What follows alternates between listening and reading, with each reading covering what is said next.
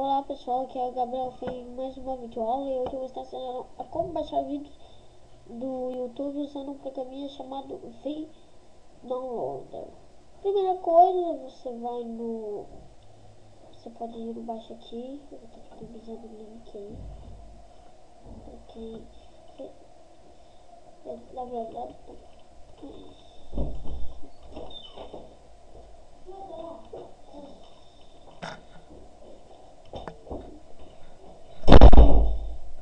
Esse daqui é o site,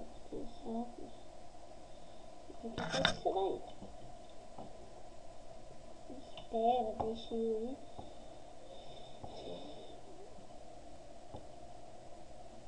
Você escreve aqui.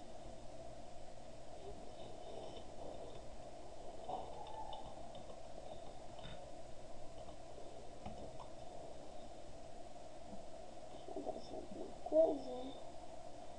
Eu me lembro, era aqui que eu abaixei. E olha aqui, pessoal.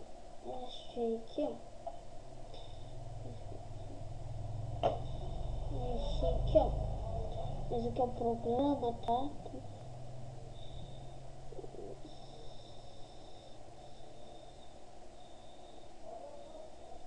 Entendeu?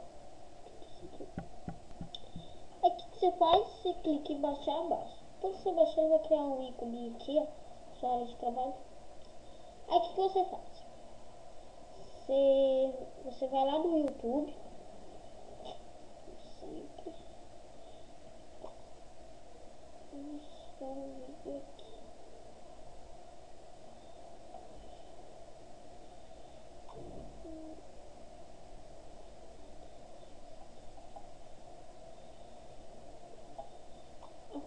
Você clica nele aqui, eu estou dando um exemplo. Aí o que você faz? Você vem e copia isso daqui, ó. Copiar. Fecha aqui, posso fechar, né? E abre o programa. Aí que eu faço aqui, ó. Já tá colocado aqui. Clico em baixar. Aqui é pra onde? Aqui é pra onde eu escolho ele. Não, eu escolhi que ele fosse pra lá. E tá carregando.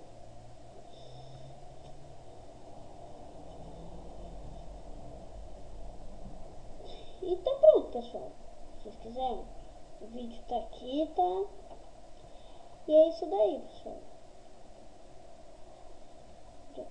É isso daí, pessoal. Aí foi uma aulinha básica, mostrando como usar o Downloader para baixar um vídeo do YouTube. E é isso, pessoal. Até a próxima, beleza? Falou, pessoal. Tchau.